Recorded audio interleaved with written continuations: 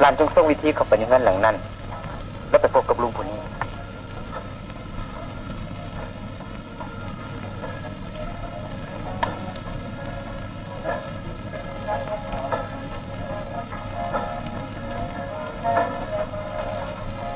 แล้วจงเอาเจี้ยน้อยแผ่นนี้ให้ลุงเด้อ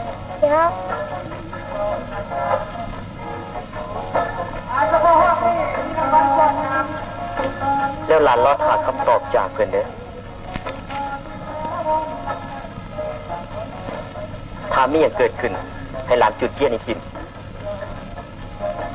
แล้วหลานจะได้หรือบ่ล่ะได้หลานจะไปปรึกษากันเลย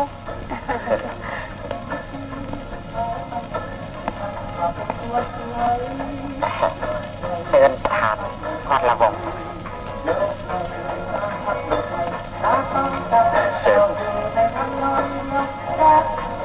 างในหลานเนี่ยไปต้มตายอยากเล่าไปวัน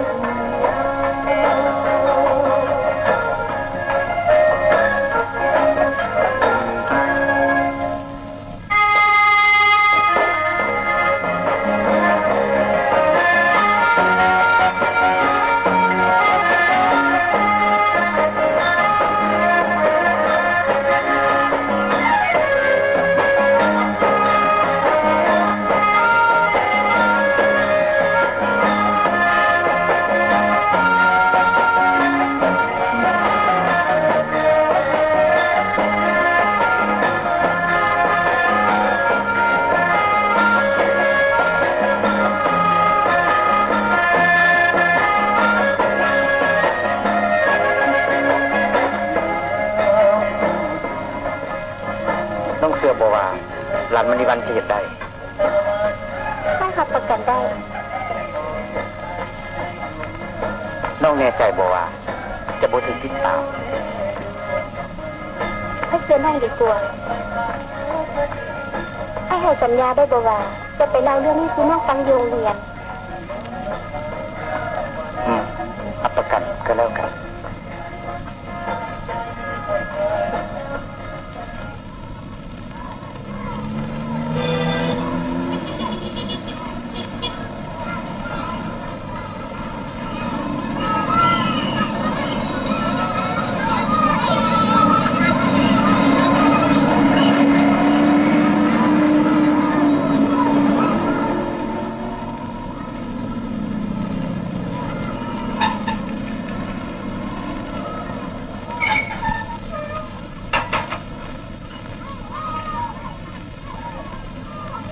นอนมาตื่น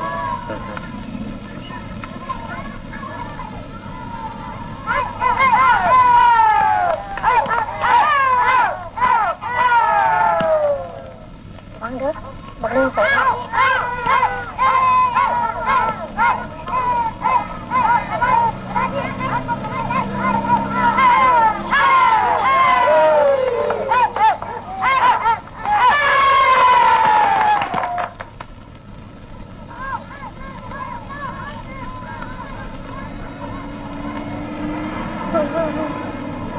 มาละ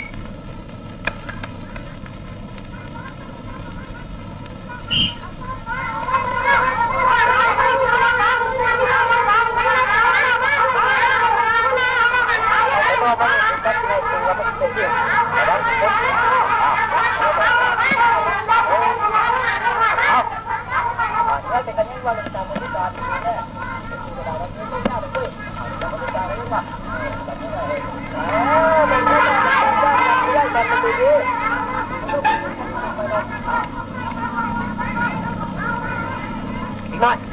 ลูกไม่ยังอยู่นี่ไม่ค่อยเร็วงั้นมันก็เลยงานโมอีกแล้วครับนี่นะ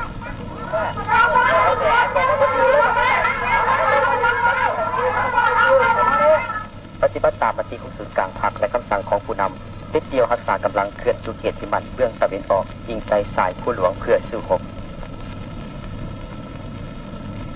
หลานเก่งหลายหมู่หลานก็เก่ง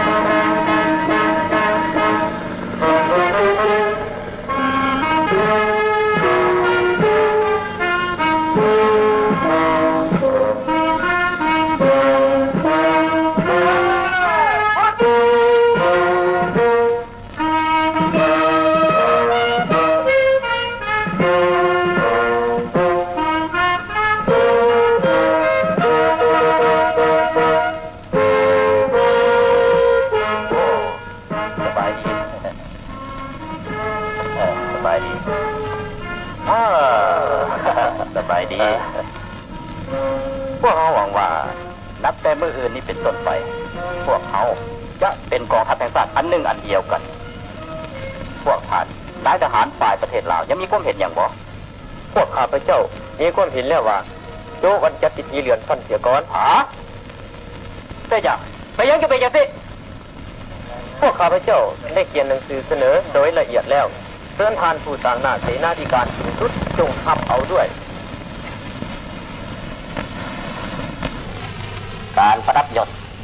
แม้มีพระราชโองการของพระบาทสมเด็จพระเจ้ามหาสิริอย่างขับแน่รัฐบาลผสมเป็นผู้หับผู้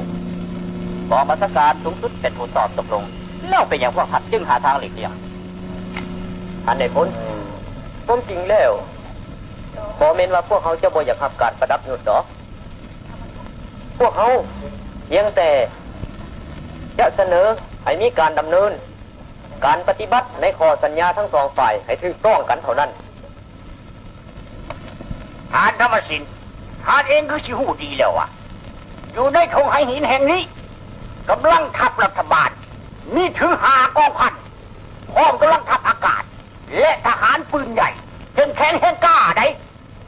พวกเขาบ่มาเหตุสงครามแต่ในกรณีจำเป็นพวกเขาจะต้องจับปืนต่อสู้เพื่อเนว่าพวกเขาจะต้องได้หับไทยชนะแน่นอนบรรดาท่านและนายทหารที่มีหน้าอยู่นี่คงจะหับหู้เรื่องนี้ดีเต่ามื้อนี้ไม่ต้องมาเรื่องเก่าอีกพวกเขาเว้าคือเรื่องเก่าก็เพื่อทำความเข้าใจกันเฉพาะมื้อนี้แต่นั้นทางที่ดีที่สุดแม้นบ่ให้ประวัติศาสตร์ซ้ำห้อยกูตูดกูว่าก้นความจริงเลวบอกควรสร้างบรรยากาศเก่งตึงเลยแมนโบตันทั้งหลายการปฏิลาวเว้ากงไปกงมาดีนักกับพระเจ้าก็อนุญาตตามคำเดียวเป็นคำตามกองนักข่าวถ้าพวกเขาบาละทุกอคติในอดีตปัจจุบันนี้คนอเมริกาพวกข้าพเจ้าเป็นคนกลางในการสร้างความถูกต้องปองดงชาติของพวกท่านสันติคิดแนวใดบทเรียนในการต่อสู้ปฏิวัติหลาย10 ปีอยู่แล้วได้สอนให้พวกเขารู้ว่าปัญหาภายในของคนลาวแม้พวกเขาสามารถแก้ไขเองได้โดยปฏิจากคนต่างชาติที่ไล่คนอเมริกามากที่สุดคนเว้าโกงไปโกงมาคือแนวนี้ ข้าพเจ้าก็อวยพรนายทุกท่านโชคดีข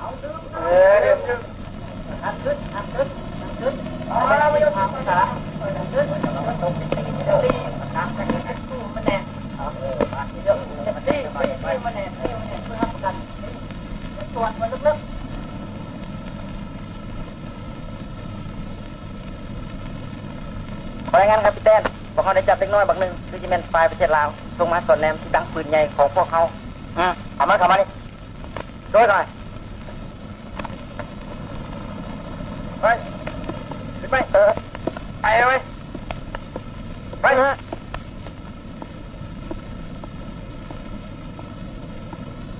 บอกหน่อยมึงสืบได้ข่าวอย่างไร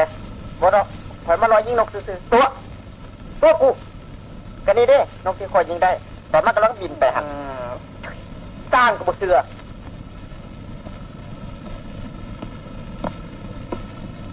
นี่เก่งแค่กูเสียมึงลองยิงบึงบนนี่มึงดู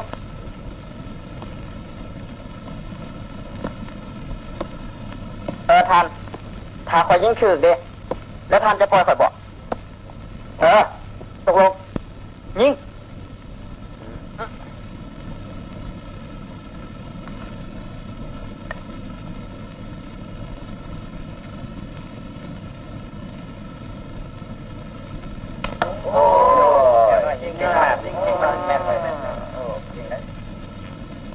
ใครจะปล่อยหัวมึงกูอยากรอมึงบึงสื่อดอกชี้ซอชี้ตัวกูใหญ่ตัวเด็กน้อยจะเป็นวะกูตัวเด็กกูหูมาฮัลโหลอันห้อยเอกลีเป้าบอกคำสั่งผู้สังการภาคสั่งแหวกองห้อยที่2และกองห้อยที่4เคลื่อนทัพเขาทั้งภาคเหนือและภาคใต้ของกองพันประเทศลาวในวงรัศมีปิดล้อมเตรียมพร้อมบุกได้ยินบ่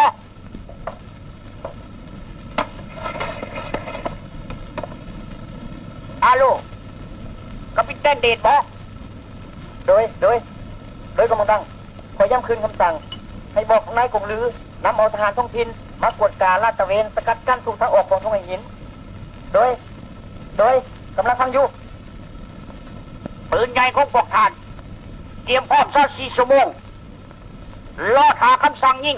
ได้ยินบ่ค่ะพอชนะฮะยักษ์ตัวกันจะพูดทางวันที่ขาดสมองฮะไปยังก่อท่านกำลังดังก็เรื่องบริเหตุอย่างนา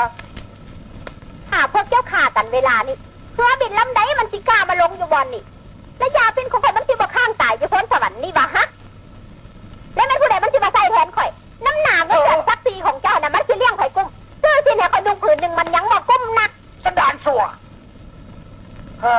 ท่านกำลังดังมันสิโพดเกินไปแล้วตี้โอ้ยจะเมนมันอยู่อ่ะแท้นี่มันเป็นคำสั่งเสนาธิการสูงสุดหาว่ามันจะมาตามมีหวังคอขาดนี่นะจะฟังข่อยให้มันดีๆเด้อหัวหน้าเสนาธิการสูงสุดหรือว่าหัวหน้าภาคของเจ้าหันมันก็บ่สำคัญเท่ากับเงินดอกพวกเจ้าตีกันเวลานี่มันก็เพื่อเงินตัวเดียวข่อยหาไปพวกเจ้าตีกันนี่มันก็เพื่อเงินคือกันอย่าพอพุงโลตาโปยเจ้าจะซึมเมาหลายแต่เมื่อนี้อ้ายบ่ได้เมาค่อยเห็นว่าเวลาเจ้าเมาเหล่าเจ้ายังมีสติปัญญาดีกว่าเวลาเจ้าบ่เมาซะอีกเรื่องพวกเจ้าสิตีกันไพ่สิแพ้หรือไพ่สิชนะกระสร้างหัวมันค่อยนะบ่สนถ้าแน่ว่าย้อนยาพินของค่อยไปปลอดภัยเท่านั้นก็เป็นพอใจบ่ล่ะฮะค่อยห้ามไว้พวกเจ้าตีกันเวลานี้เด็ดขาดบ่อยเฮ็ดเถอะจนกว่าย้อนยาพินค่อยสิไปปลอดภัยดูให้มันดีโดยยังแม่โอ้น้อยมึงหัวยัง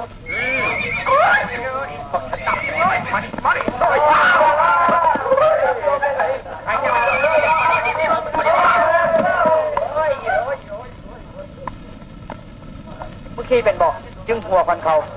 โอ้ยคลองตายคนรักสูงของพวกเฮาน่ะรถท้องไม่ออกมาขี่ม้าเปลี่ยนรถม้าตัวนี้มึงขี่ได้บอกม้าตัวนี้คือมาให้แท้มึงย่านวะ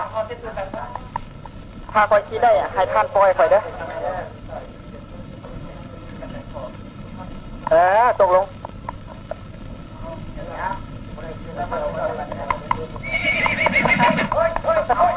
ว่ามันมีบ่ได้ดอกเบิ่งแม่มันสิไ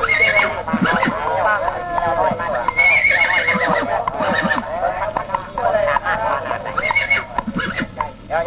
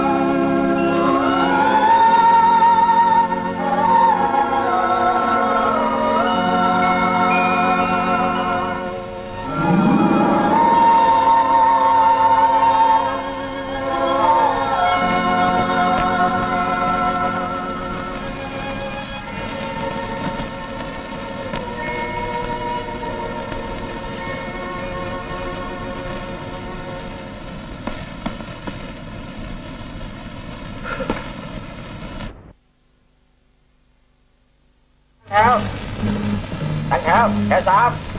ามเด้อแถวสามบริการเตรียมพร้อมทั้งหมดให้แบ่งแยกกำลังคนหนึ่งให้ไปทางซ้ายคนหนึ่งไปทางขวาเดี๋ยวเบิ่งทำจุดไปเร็วๆไปแยกกำลังเว้ยไป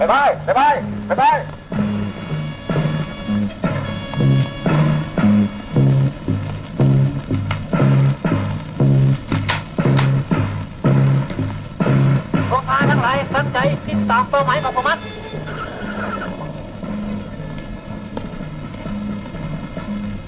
ทำงานก่อนละกันเข้าพบทานทำมันเอง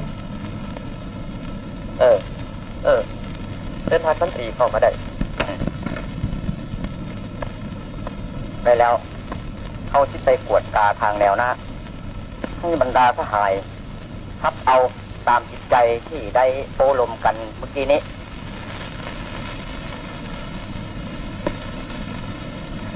ท่านเขาก็จะไปเรียกก่อนเด้อ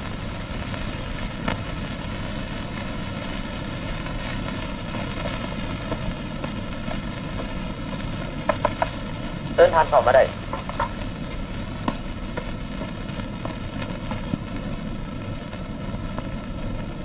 ทานต้องพูดไปใส่คือผมเห็นอยู่วันนี้คือผมได้ไปใส่นะโอเวนตี้ได้ยินข่าวว่าเราไปเวียงจันทร์วะโอ้ขันสันทานต้องพูดบ่ได้ไปเวียงจันทร์วะ เขาบ่ได้ไปใส่นะวันฉีดเขาเคยไปพ้นสวรรค์แล้วก็กลับมาทำมีเวียกอย่างบ่ทานพันเอกสังทองให้พวกเขามาแจ้งการให้พวกทานเป็นขั้งสุดท้ายวะ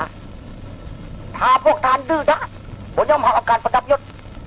ทางกองบัญชาการสูงสุดจะใส่มาตรการคำสั่งใหม่ เสนางเสนเมื่อเวลานั้น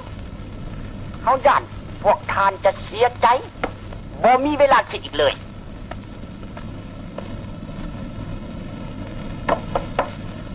เดินทานดื่มน้ำพอดีพวกเขาคิดว่าจะไปหาทาน เพื่อล้มปัญหานี้คือกัน หลังจากได้ปรึกษาหารือกับพนักงาน นักรบจำนวนหนึ่งพวกเขามีบางคำเห็น เปลี่ยนแปลง เปลี่ยนแปลงเดี๋ยวใดก่อน พวกเขาเป็นเห็นดีในการขับเอาการประดับยศแต่ว่าคอยวิธีดำเนินไปโดยดี พวกเขานี่บางอันยุ่งยาก ยุ่งยากยัง เป็นกองทหารพวกทานปิดล้อมค่ายของพวกเขา พวกเขาคิดสงสัยในความจริงใจของกองบัญชาการสูงสุด เขามาได้ ขอรายงานสภาพการสงบอย่างพร้อมแล้ว เตรียมพร้อมจนกว่าจะมีคำสั่งใหม่ ปฏิบัติ ไอ้น้องของพวกเขาจำนวนหนึ่งเตรียมพร้อมสู้รบ โดยเฉพาะเม็ดกองห้อยที่สี่ท่านคงจะหู้ดี พวกนี้ผู้หนึ่งสู้ได้หลายสิบคนได้พวกนี้หาว่ามันใจให้ขึ้นมาแล้ว เทวดาฟาดแผนก็บ่สามารถระงับได้ย้อนแนวนี้แหละ พวกเขาจึงเสนอให้ทานเนี่ยมองปิดรอบโดยไวและแรงมือนี้เอง พวกเขาจะเต้าโฮมวัตถุกกองคอย เพื่อรุ่นลวงเขาเจ้า และเหตุบัญชีไล่ซื้อเกี่ยวกับผู้สมัครขับเอาการประดับยศมันต้องได้เห็นเป็นเทือละก้าวไป และอีกแนวหนึ่ง